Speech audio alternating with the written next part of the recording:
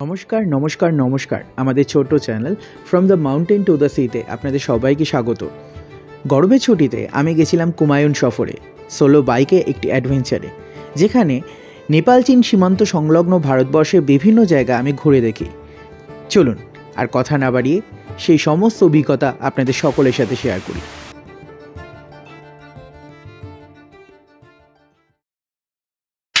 মে সকাল 5:30, গুঞ্জি একদম clear. Rome পর্বতে চলা শুরু, কালাপানি চেকপোস্ট ক্রস করে ফাইনালি পৌঁছে গেছি ওম পর্বতে। আগের পর্বে আমরা গেছিলাম গুঞ্জি থেকে ওম পর্বত, ফেরার পথে কালাপানি হয়ে নিচে নেমে এসেছিলাম গুঞ্জি হয়ে একেবারে ধারচুলা হয়ে আশকোটে। যদি সেই পর্ব না দেখে থাকেন তাহলে আই বাটনে গিয়ে দেখে নিন। আজকে আমরা যাব আশকোট থেকে পিথোরাগড় হয়ে লোহাঘাট। আশকোট রূপকথার মতো সুন্দর এই ছোট্ট গ্রামটি 13 শতকে সূর্যবংশীয় কাত্তুরি রাজাদের একটি শাখা দ্বারা নির্মিত। আছে রাজপ্রাসাদ, রাজকন্যা, রাজা, রানী ও তাদের বংশধরেরা। ছিল 80টি দুর্গ, তাই এই নাম। পায়ে পায়ে ঘুরে নেওয়া যায় রাজপ্রাসাদ, মল্লদরবার বা আরাধ্য দেবতা মল্লিকার্জুন মন্দির। সংলগ্ন অভয়ারণ্য হরিণের জন্য বিখ্যাত। বর্তমানে রাজপ্রাসাদের বিভিন্ন অংশ হোমস্টে রূপে ভাড়া দেওয়া হয়। তাছাড়া আরও বেশ কয়েকটি হোটেল আছে। আমি ছিলাম লুন্থিকা হোটেল কাম রেস্টুরেন্ট কাম বারে। সামনে ডাবল রুমগুলো বেশ পরিষ্কার, 600 টাকায়, কিন্তু ডরমেটরি খুব নোংরা। একতলায় হোটেল, দুতলায় বার কাম রেস্টুরেন্ট, তিনতলায় মালিক নিজেই থাকে। Not recommended for family. 30 মে সকাল 7:30। প্রথমে প্ল্যান ছিল দিদিহাট ঘুরে পিথোরাগড় যাওয়ার, কিন্তু ব্রেকশুতে আওয়াজ হচ্ছে দেখে বাইক মেরামত করতে গেলাম। আশকোট থেকে বেরিয়ে পিথোরাগড়ের রাস্তায় একটা বাইক রিপেয়ার শপ ও খাবার দোকান ছিল পাশাপাশি। খেয়ে নিলাম। ব্রেকশো পরিবর্তন হলো না, কিন্তু গাড়িটা পরিষ্কার হলো। দিদিহাট আর যাওয়া হয়নি। পিথোরাগড় 50 কিলোমিটার রাস্তা, ঘন্টা 2 লাগবেই। চলুন চলতে চলতে বলে দিই পিথোরাগড়ে দেখার কি আছে। পিথোরাগড় ঢোকার 16 কিলোমিটার আগেই পড়ে ধ্বজ মন্দির। পালেটা মোড় থেকে রাস্তা উঠে যাচ্ছে পাহাড়ের উপরে। স্কন্দপুরাণ ও মার্কণ্ড পুরাণে ধ্বজ মন্দির ও জয়ন্তী মায়ের উল্লেখ পাওয়া যায়। জয়ন্তী মা আসলে দেবী দুর্গা, আদি শক্তিপীঠ, যিনি নিজেই এখানে প্রতিষ্ঠিত হয়েছেন। সঞ্জীবনী পাহাড় নিয়ে যাওয়ার সময় হনুমানের একটি ধ্বজা খুলে গিয়ে এই পাহাড়ের ওপর পড়ে, তাই পাহাড়ের নাম ধ্বজ পর্বত। অন্য মতে শিবের নাম অনুযায়ী কাপুরি বংশের পূর্বপুরুষেরা এই পাহাড়ের নাম রেখেছিল ধ্বজ পর্বত। মূল মন্দির থেকে 200 ফুট নিচে একটি গুহার মধ্যে ভগবান শিব খণ্ডনাথ রূপে তপস্যারত, ফলত স্থানটি শিবশক্তি ধাম হিসেবেও পরিচিত।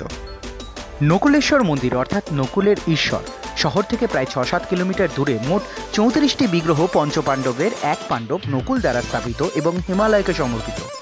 8 শিলিং গ্রামের মুখ থেকে 900 মিটার হেঁটে পৌঁছতে হয়। প্রচণ্ড সুন্দর জায়গা এবং মহিষাসুর মর্দিনী বিগ্রহটি অবশ্যই দর্শন করুন। কামাখ্যাকালী মন্দির পিথোরাগড় ড্যামের পাশ দিয়ে রাস্তা চলে গেছে মদন শর্মা ও পরিবার নির্মিত কামাখ্যাকালী মন্দিরের দিকে। পাহাড়ের ওপর অবস্থিত এই মন্দির থেকে পিথোরাগড় শহরের ভীষণ সুন্দর দর্শন পাওয়া যায়। কপিলেশ্বর মহাদেব মন্দির শহর থেকে 4 কিলোমিটার বাইরে তাকারি গ্রাম, সেখান থেকে প্রায় 2 কিলোমিটার খাড়াই ট্রেকিং করে পৌঁছানো যায় কপিলেশ্বর মন্দির। মন্দিরের প্রধান আকর্ষণ 10 মিটার গভীর সুড়ঙ্গের ভিতর শিবলিঙ্গ। কপিল মুনির তপস্যার ফলে এখানে শিব আবির্ভূত হন। অ্যাডভেঞ্চার শিকারদের জন্য অবশ্যই দর্শনীয়, তবে শারীরিক সমস্যা বা একা থাকলে না যাওয়াই শ্রেয়। পিথোরাগড়ের ভিউ বলতে বলতে আমরা চলে এসেছি পিথোরাগড়ে। আসলে পিথোরাগড় ঘুরতে কমপক্ষে 3 দিন সময় লাগেই, আর আমার হাতে সময় মাত্র 1 বেলা, তাই কপালে ছিল শুধুমাত্র মস্তমানু মন্দির আর পিথোরাগড় দুর্গ। চলুন দেখে নেওয়া যাক সেই জায়গাগুলি।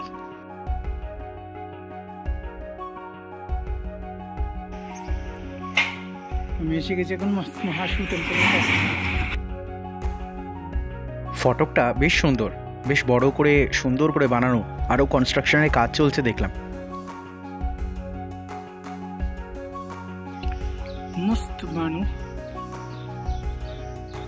মন্দির, যে জায়গাটায় রয়েছে এই জায়গাটার নাম হচ্ছে মস্তমানু টেম্পল।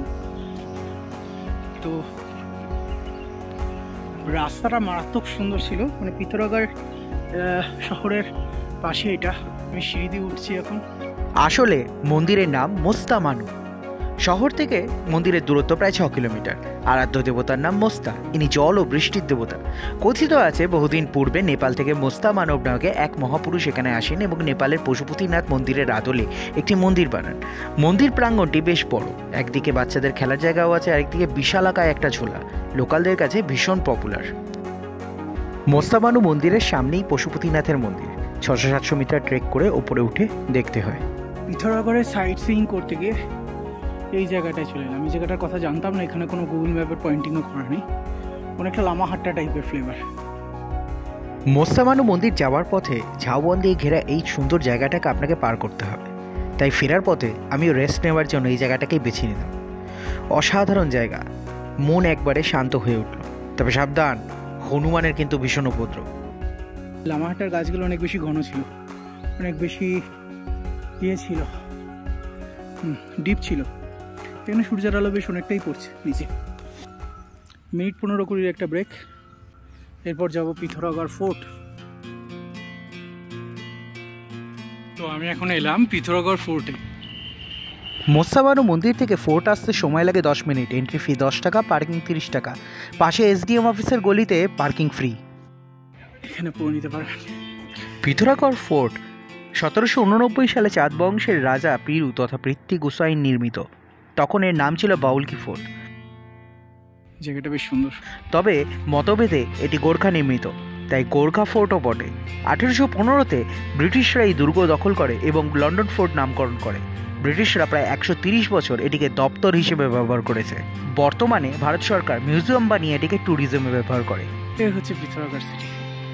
আমি একটু আগে ওই দিকে গেছিলাম, ওই ওপারটায়, ওপাশটা দিয়ে। এই হচ্ছে পিথোরাগড় সিটি। রাজা পিথোরাচাঁদের নাম অনুযায়ী এই শহরের নাম পিথোরাগড়। হিজিবিজি ঘিঞ্জি ঘিঞ্জি একদম। শপিং মল থেকে হোটেল সবই আছে এখানে। শীতে বরফও পড়ে, আবার খুব একটা এক্সট্রিমও নয়। অনেকে তাই একে উত্তরাখণ্ডের মিনি কাশ্মীর বলে। বেশিক্ষণ সময় আমি এখানে নেবো না। সামনের ওই যে বিল্ডিংটি দেখছেন, ওটিই হচ্ছে মিউজিয়াম।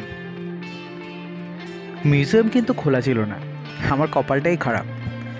ভেবেছিলাম এই ঘরটা কত যুগ, কত মানুষের স্বাক্ষর রেখেছে, কত বংশ দেখেছে, কত রাজত্ব দেখেছে, ইংরেজ দেখেছে, কিন্তু সেসবের সাক্ষী আমি হতে পারলাম না। পাশেই একটা রেস্টুরেন্টও আছে, তবে সেখানে ছবি আর জল ছাড়া কিছুই ভালো নেই। সঙ্গে ছোটরা থাকলে ঘুরে আসতে পারেন মহারাজকে ওয়ার মেমোরিয়াল বা পিথোরাগড় অ্যাডভেঞ্চার পার্ক, সেটাও খুব মজাদার। এবার বিদায় জানানোর পালা। পিথোরাগড়কে বিদায় দিয়ে লোহাঘাটের দিকে এগুলো। আমি আবার চম্পাবত জেলাতেই ব্যাক করেছিলাম। লোহাঘাট ঢুকতে প্রায় 3টে বেজে গেছিল। মায়াবতী। লোহাঘাট শহর থেকে প্রায় 9 কিলোমিটার দূরত্বে অবস্থিত মায়াবতী অদ্বৈত আশ্রম। স্বামী বিবেকানন্দ তার তৃতীয় আলমোড়া পরিদর্শনের সময় 1898 খ্রিস্টাব্দে প্রবুদ্ধ ভারত পাবলিকেশনের মূল অফিসটি মাদ্রাজ থেকে মায়াবতীতে স্থানান্তরিত করেন। এখানকার শান্ত সৌম্য বাতাবরণ তার ভীষণ ভালো লেগেছিল। আজও এই আশ্রম বিবেকানন্দ ও তার মতাদর্শকে বাঁচিয়ে রেখেছে। ছবি তোলা নিষেধ, তাই ছবি দেখাতে সক্ষম হলাম না। এখানে এলে আপনি দেখতে পাবেন বিবেকানন্দের যাবতীয় ব্যবহৃত সামগ্রী, চিঠিপত্র ও তার ধ্যানকক্ষ। এখানে গরিব লোকেদের নিঃশুল্ক চিকিৎসালয়ও আছে। এখানে থাকার জন্য সুবন্দোবস্ত আছে, কিন্তু অন দ্য স্পট বুকিং হয় না, কলকাতা অফিস থেকে বুকিং করতে হয়।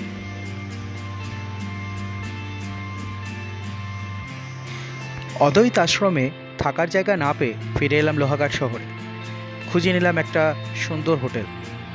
লোহাঘাটের যে বাস স্ট্যান্ড সেটা এখানে, আর এইদিকে হচ্ছে টনকপুরের রোড। পেট্রোল পাম্পটা দেখা যাচ্ছে, দেখুন ওই দেখুন, ওই ওখানে দেখুন পেট্রোল পাম্পের বোর্ডটা কাটা ওটা দেখা যাচ্ছে লরিটার পিছনে।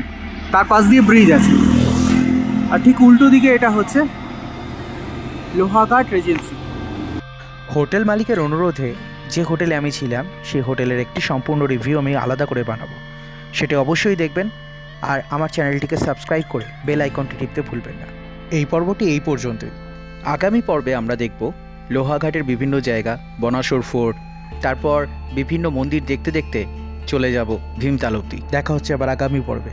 ততদিন ভালো থাকুন, সুস্থ থাকুন।